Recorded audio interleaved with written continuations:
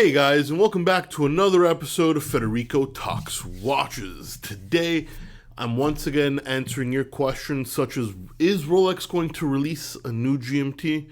Why is Zenith releasing so many homages?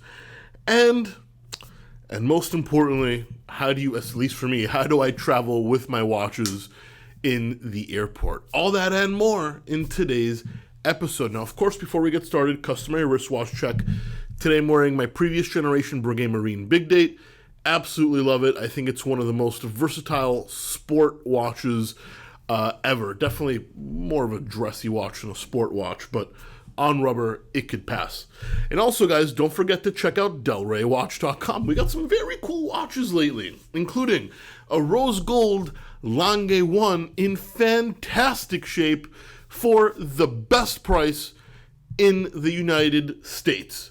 We have a Tudor Pelagos FXD, unworn, also the best price in the United States, and a very rare H. Moser mosaic dial in green, totally unworn, limited to 1 of 50. If I had the spare change right now, this would not be for sale. It would be in my collection, but unfortunately, not the right time for me to buy a watch. But this one pains me to see it go, but hopefully we find it a good home.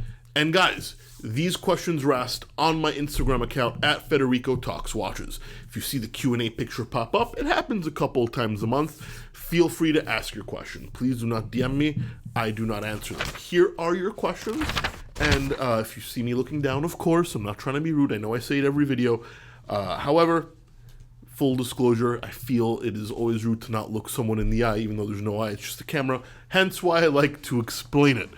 But in no particular order. Redondo Dom.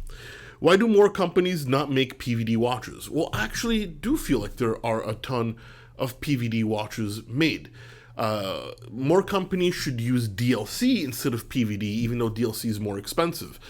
PVD is actually not a very durable material. Once it scratches, it's scratched. You scratch the black coating off. It's very hard to refinish. You'd have to send it back to the brand, and God knows what they're going to charge you.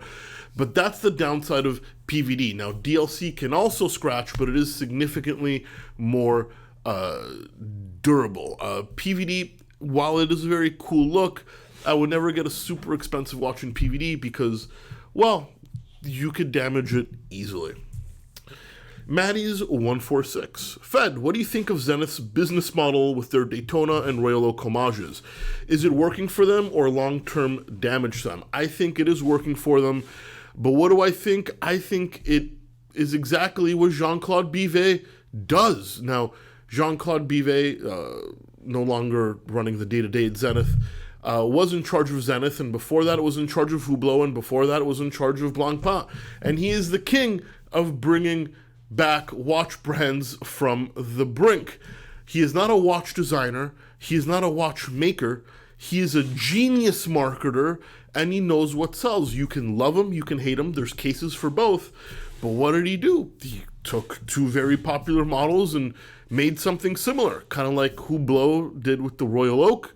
Well, now Zenith Chronomaster, just like the Daytona. And I would consider the new Zeniths not to be Royal Oak homages, more Hublot homages. If you notice, Hublot and Zenith are making some very similar looking models lately. That is no coincidence. Mr. Bivet had a hand in both brands, and the man is a genius commercial director, and he's making something that he thinks will sell.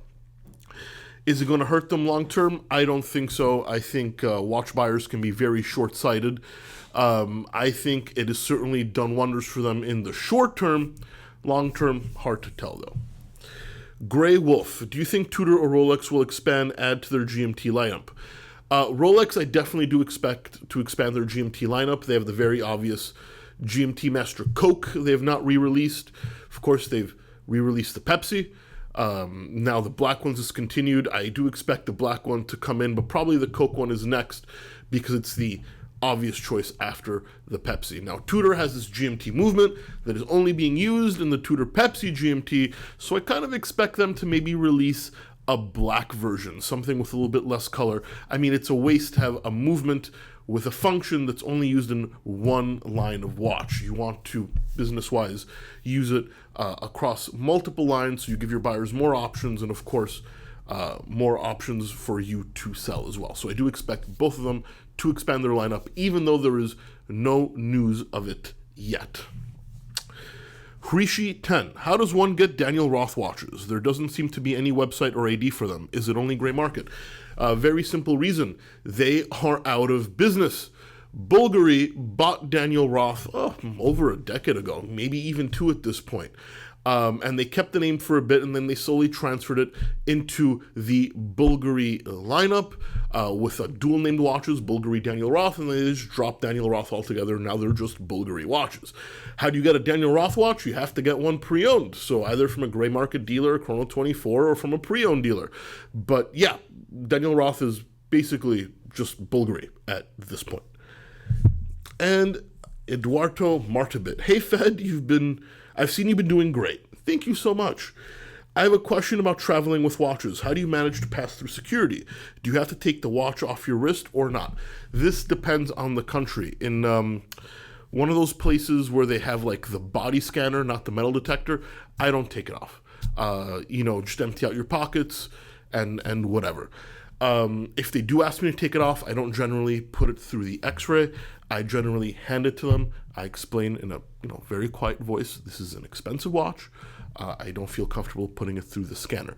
This is mainly how I deal with TSA. Other places are different. Now, sometimes I have a watch roll with watches in my bag, and that goes through the scanner. I keep a very close eye on it, and if they want to open it up, I ask for a private screening. They take you to a room, you explain, I'm a jeweler, I don't feel comfortable opening my bag in public, and they will take a look at it privately. But that's only really happened only once or twice when I've had like 10 watches in my bag. Quite rare. I also always suggest traveling with insurance. You never know what will happen. But generally speaking, you don't have to take your watch off your wrist. And Adrian C. watches, gin or vodka martini? Adrian, come on. Vodka martinis aren't martinis. That's just vodka with a little vermouth and an olive. Disgusting. Gin is the only answer it's the only thing that actually is a martini, as far as I'm concerned. You can argue with me, but guess what? You'd be wrong. Anyway, guys, quick little episode today. I shot on hands-on review of a very interesting watch. Hopefully that releases next week. I cannot wait for you guys to see that. Independent award-winning watchmaker sent me something to show you, and the video's already shot. I just have to wait for it to no longer be under embargo. Guys, thank you so much for sticking around for another episode of Federico Talks Watches. Please give this video a thumbs up if you enjoyed it. It really does help.